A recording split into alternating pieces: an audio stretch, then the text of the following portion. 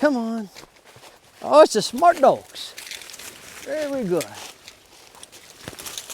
All right. So a lot of people ask me about like my setup at my kennel, my little exercise with small challenges course. Guys, that's really cool, but nature is always going to provide the best classroom, okay? So as much as possible, you know, don't try to mimic my setup at my kennel, right? I have to train a lot of dogs every day, which is the reason I have to have a setup like that. But what I would really like to be able to do is just be out in situations like this all the time, because this is where the real learning happens. Okay, come on, dogs. Everywhere you go, if you just look out your car window, you're going to find places where, like, they might not seem super interesting to you, but your dog's never been there before.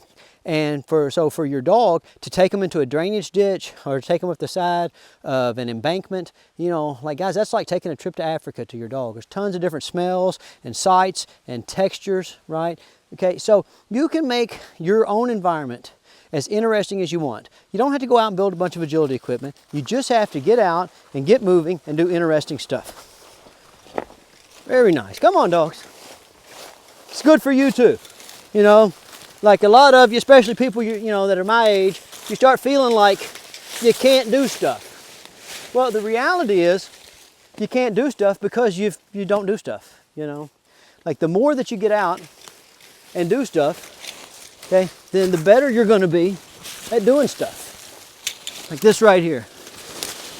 Look at that Spider-Man like level, like agility there. Okay, and you know, of course, I'm not really Spider-Man. I'm not really that agile, but it's fun, guys. Don't forget to make your dog training fun. Your dog training can be as fun as you want it to be. And the more fun it is, the more beneficial it's going to be for you and the more beneficial it's going to be for the dog. I guarantee it every single time, you know. And you can just make you a little circuit.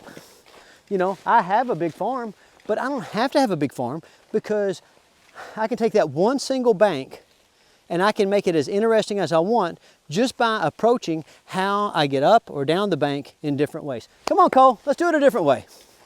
So here comes Cole. Can you see that, cameraman? Come on, Cole. Like Cole's trying to figure his way out. Now he's got a way he likes to come down, right? Okay, and I have a way I like to come down. And we can kind of come to an agreement on, you know, his way and my way. Sometimes we'll do it his way, sometimes we'll do it my way.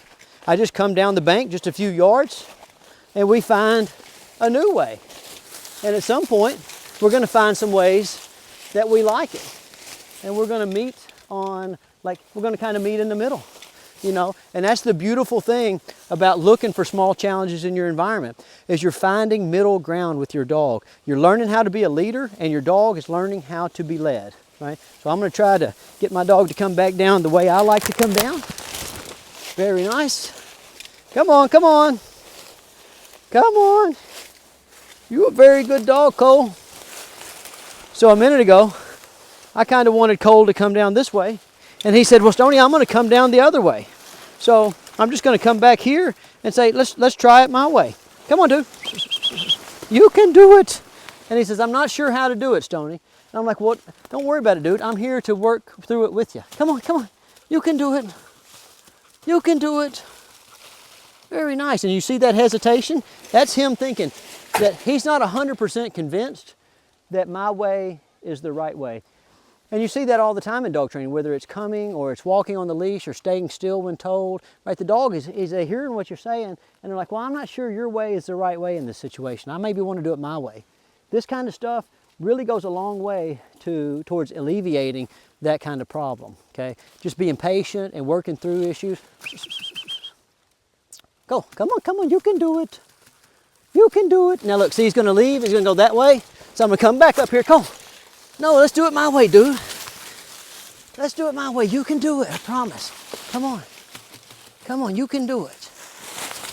And see, just a little practice for me, learning how to be a leader, and a little practice for the dog, learning how to be led, right? And that's all there is to dog training, really. The specifics of it, they're what they are. But everything kind of boils down to that little issue of getting down the bank, right? I had a way I wanted him to do it. He had a way he wanted to do it. And we just had to come together and meet in the middle. All right, guys, I'll see you next week.